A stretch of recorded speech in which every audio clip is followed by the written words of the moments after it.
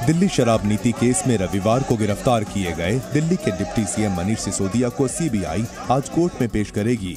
CBI ने रविवार को सिसोदिया से 8 घंटे पूछताछ की थी।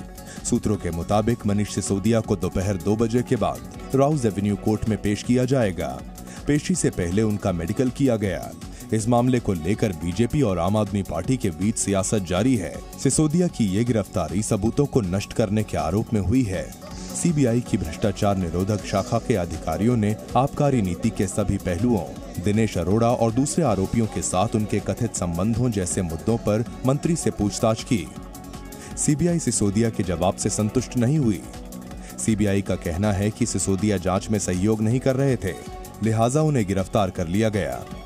वहीं आबकारी घोटाला मामले में मनीष सिसोदिया की गिरफ्तारी के विरोध में आम आदमी पार्टी पूरे देश में प्रदर्शन कर रही है।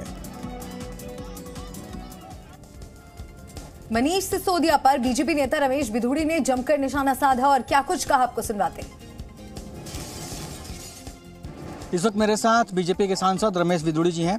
रमेश जी, अभी अरविंद केजरीवाल जी का ट्वीट आया है कि उन्हें पता चला है कि सीबीआई मनीष सिसोदिया को अरेस्ट नहीं करना चाहती थी क्योंकि कोई एविडेंस नहीं है, लेकिन क्योंकि ऊपर से प्रेशर था इस वजह से अरेस्ट करना पड़ा।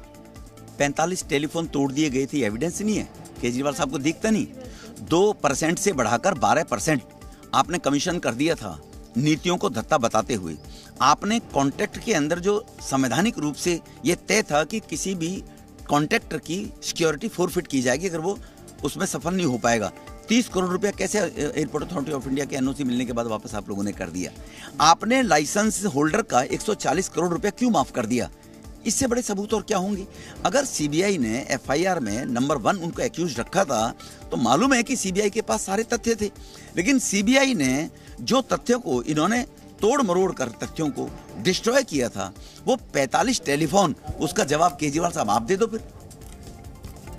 इस बीच मनीष सिसोदिया की गिरफ्तारी को लेकर के सियासत भी तेज हो गई है। बीजेपी जहां केजरीवाल सरकार पर हमलावर है, वहीं आम आदमी पार्टी का कहना है कि मोदी सरकार जानबूझकर ये कार्रवाई कर रही है। आज दिल्ली के सीएम अरविंद केजरीवाल ने ट्वीट कर कहा कि सीबीआई अधिकारी मनीष की गिरफ्तारी के खिलाफ थे, तो बीजेपी नेता प्रवेश वर्मा ने पलटवार कर उन्हें गुजरात चुनावों के दौरान किए गए दावों की याद दिला दी। मनीष सिसोदिया की शराब नीति घोटाले में गिरफ्तारी के बाद बीजेपी और आम आदमी पार्टी आमने सामने है। बीजेपी का कहना है कि नई शराब नीति से कारोबारियों को फायदा पहुंचाया गया। इस बीच दिल्ली के मुख्यमंत्री अरविंद केजरीवाल ने ट्वीट कर कहा है कि ज्यादातर सीबीआई अधिकारी मनीष की गिरफ्तारी के खिलाफ थे।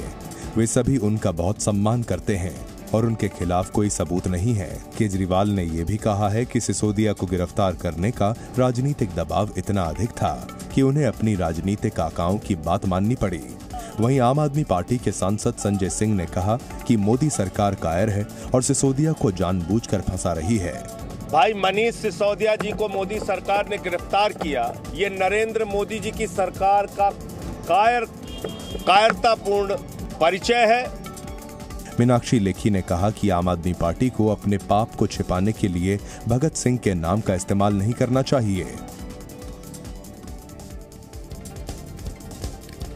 और इस पूरे मामले में सियासत तेज हो रही है। मनोज तिवारी की तरफ से क्या कुछ कहा गया, सुनिए। कहते हैं कि आप इंसान को धोखा दे सकते हैं, भगवान को नहीं।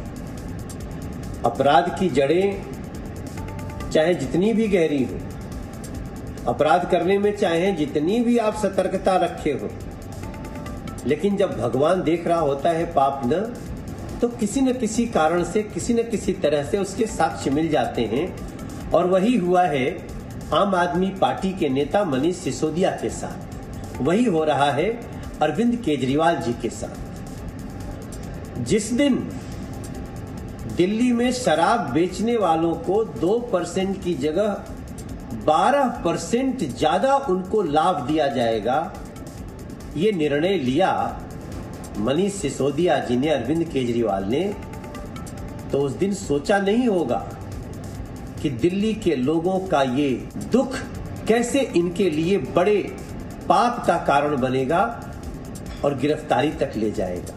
तो बीजेपी की तरफ से लगातार एक के बाद एक रिएक्शंस आने शुरू हो गए हैं और मनीष सिसोदिया की गिरफ्तारी को जिस तरीके से आम आदमी पार्टी इसे जो कार्रवाई सीबीआई की तरफ से की गई है उसे बता रही है कि ये केंद्र सरकार के इशारे पर किया गया है। लेकिन इन सब के बीच में बीजेपी की तरफ से पलटवार किया जा रहा, कहा जा रहा है कि झूठ कभी छुपता नहीं है, जो तथ्य है उसके आधार पर यह कार्रवाई हुई।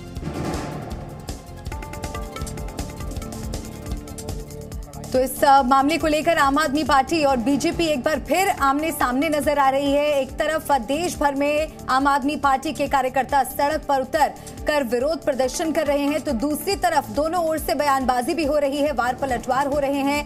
अब बीजेपी ये जानबूझकर कर रही है मनीष सिसोदिया के खिलाफ, इस तरह का आरोप आम आदमी पार्टी कह रही है। आज भारतीय जनता पार्टी के इस कदम ने पूरे देश को, पूरी दुनिया के सामने शर्मसार किया है और ये भारतीय जनता पार्टी को पता होना चाहिए कि जब आप इस तरह की तानाशाही करते हो, जब जब किसी तानाशाह का अत्याचार बढ़ा है, उस तानाशाही के अंत की शुरुआत वहीं से हुई है।